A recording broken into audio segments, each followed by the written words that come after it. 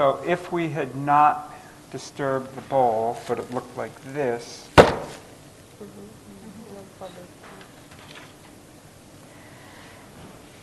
that would have been a sign that it was overripe.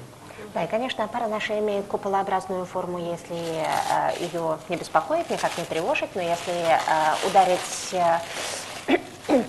емкостью у стола какую-то твердую поверхность, этот купол обрушивается, а пара оседает, опадает.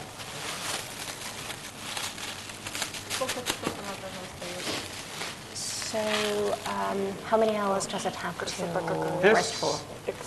This was made at about 4 o'clock yesterday. So that, and it's 10 o'clock now, so that's a full 18 hours, which is a good long stretch of time. Опара была приготовлена вчера в 4 часа, сейчас у нас 10, таким образом простояла она 18 часов.